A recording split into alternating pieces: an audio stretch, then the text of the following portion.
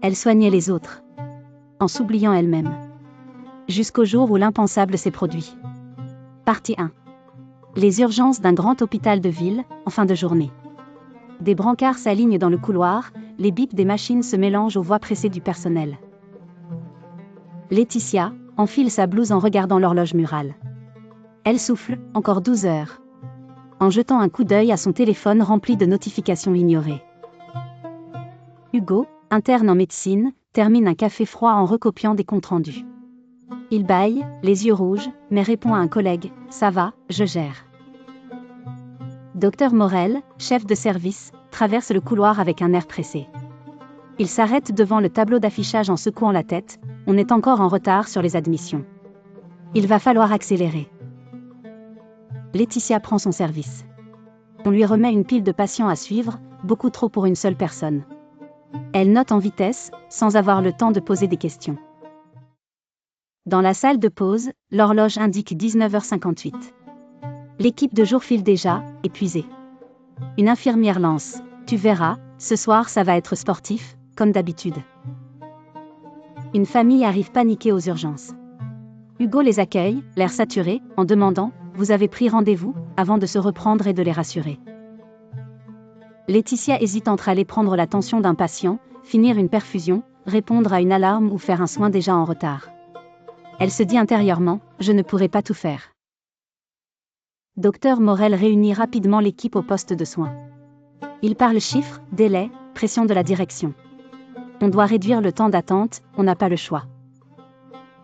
Pendant le briefing, Laetitia regarde discrètement l'heure sur sa montre.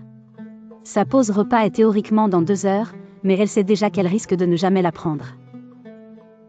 Hugo reçoit 3 nouvelles demandes simultanées, une suture, un dossier à valider, un appel du laboratoire.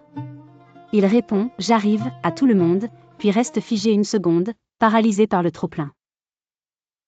Un malentendu éclate, un patient n'a pas reçu son médicament à temps. La famille s'énerve, accuse l'équipe de négligence. Laetitia se sait en tort, mais n'a même pas eu le temps de souffler, encore moins de s'expliquer. Au poste, quelques collègues commencent à se rejeter la faute. C'était à toi de le faire, non, c'était sur ta liste.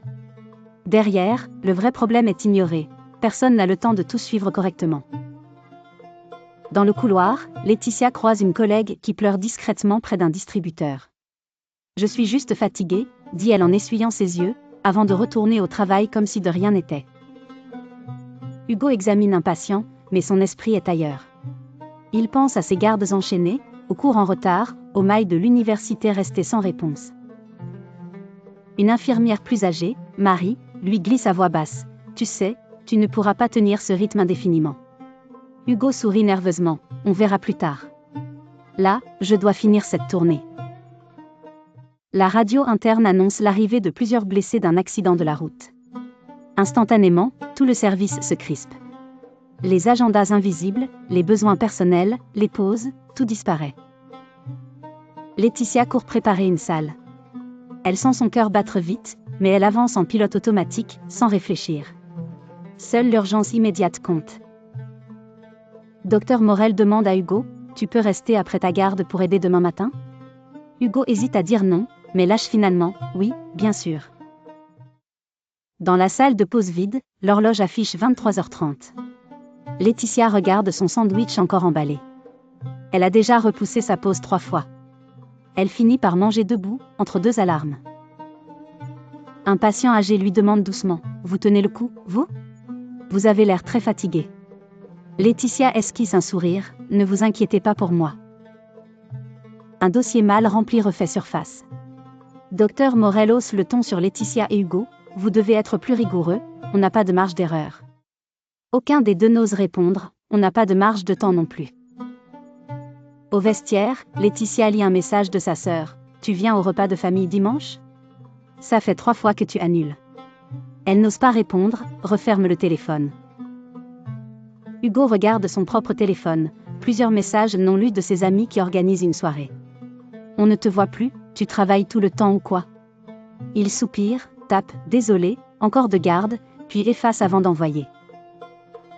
De retour en salle, un moniteur sonne sans arrêt. Laetitia coupe l'alarme, mais on l'appelle aussitôt ailleurs. Elle se répète, je finirai ça après, sauf que, après, il y a toujours autre chose. Une petite erreur de dosage est évitée de justesse par Marie, qui repasse derrière une prescription d'Hugo. Elle corrige, puis dit juste, faites attention, tu es crevé. Il répond, si j'allais bien, je ne serais pas là à cette heure-ci. Au milieu de la nuit, le service se calme un peu. La fatigue tombe d'un coup. Laetitia s'assoit quelques secondes dans le couloir, regarde l'horloge, chaque minute qui passe ressemble à une bataille gagnée, mais aussi à un morceau d'elle qui s'éteint. Docteur Morel, seul dans son bureau, relit les statistiques, temps d'attente trop long, satisfaction des patients en baisse.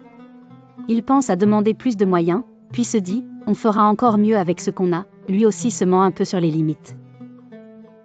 En fin de garde, le soleil commence à se lever derrière les vitres du service.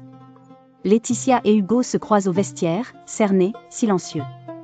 Ils sourient mécaniquement, à ce soir, alors qu'au fond, ils savent qu'ils n'ont plus de soirée pour eux. Ici, tout le monde court après le temps. On soigne des corps, mais on laisse s'épuiser ceux qui les soignent. Personne ne le voit vraiment encore, mais un burn-out silencieux est en train de se construire, minute après minute. Le jour suivant, Laetitia prit une décision ferme. Une décision aux conséquences irréversibles. Écrire partie 2 dans les commentaires puis abonne-toi et active la cloche pour suivre la suite.